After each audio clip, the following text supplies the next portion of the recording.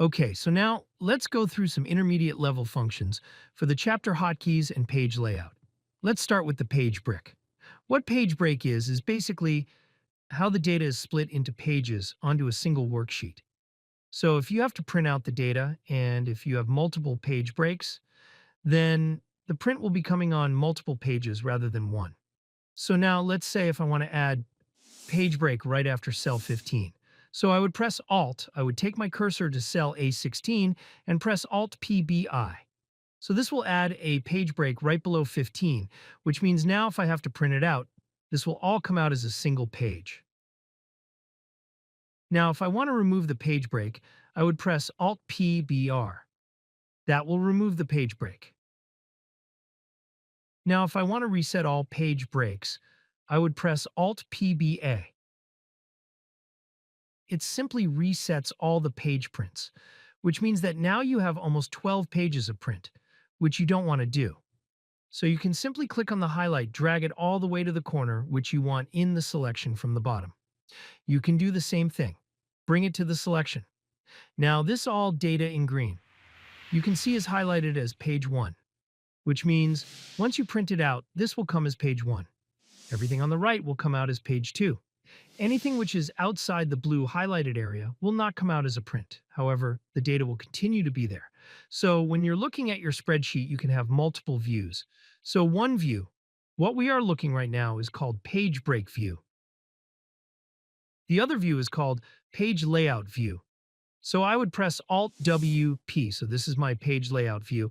I would now press Alt W I, which was the shortcut for page break view.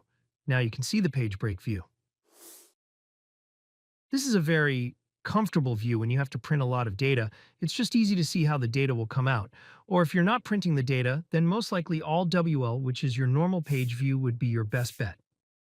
When you're working on data, often people do not like to see the grid lines. So to remove these grid lines, you simply have to press Alt WVG. That will hide all the lines. And you can press Alt UVG again to get the lines back. So it's all up to your preference. You may option to hide the grid lines. What I would strictly advise is please avoid coloring everything as white, because coloring everything white really messes up a lot of things on your spreadsheet. So that's the last thing you want to do. Now let's go to how to adjust margins. So margins are really critical again when you're printing the data, because sometimes your data will not fit and you want to go through narrow margins, or sometimes your data will be too small and you're okay with having normal margins, or you might even have to customize it based on the spreadsheet. Once you press Alt PM, you would be able to see the three standard options you have: normal, wide, or narrow, or you can also custom tailor to adjust as needed. You also have the option to toggle between portrait and landscape mode for printing, or even just the layout, so the shortcut is Alt PO, which will give you both options, portrait or landscape. You can toggle from your mouse from your arrow keys to see which layout you would prefer for printing. So if I press Ctrl P now and I have landscape, this comes out as a landscape. Then you can also select the page size depending on the type of data and the printer you're using. So you simply press Alt PSZ and you have options between 4 by 6 or more. We can go to more paper sizes to select through the standard sizes. Often you have an option here for the letter size. Now let's go into function to insert a background into a sheet. You can use a shortcut key, Alt PG. This will allow you to select any picture from a file.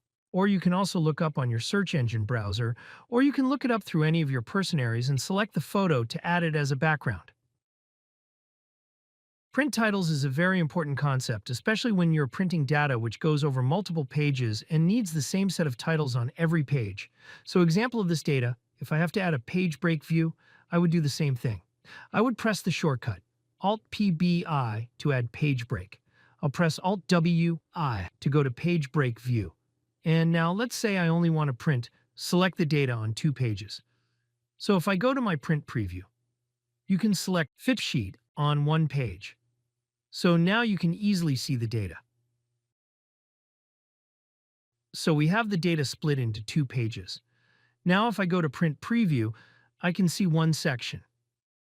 And my other section doesn't have the headers. So if I want to print the title on the second page, what I can do is I can press Alt-PI, would ask me the rows I want to repeat at the top. So I can select row 1. Okay, and now if I go to print preview my first page and my second page, both will have the headers. If I would not add these into the print titles, my print preview will not have the titles on the second page. Now to set the print area, let's say I don't want to have the columns H, I, and J on my print layout. So I have the option to set the print area, for which I would use the function Alt-PRS. First, so to select the print area first, you select the print area and then you press the function Alt-PRS. Now everything else will be excluded from the print area. Now if I go to my print preview again, I would not be seeing those last 3 columns which I have excluded. Now if I want to clear the print area, I will simply press Alt-PRC and we will go back to the previous selection. To check the spelling, you can simply press the F7 key to make sure there are no spelling errors. Alternatively, you can also use Alt-RS. They both do the same function. You also have the option for thesaurus in Excel, which allows you to find antonyms or synonyms for any words. You simply have to press Alt-RE, and it will allow you to type in any of the words and be able to find antonyms and synonyms for those. That's all for now. Make sure you hit the like, subscribe, and hit the bell icon.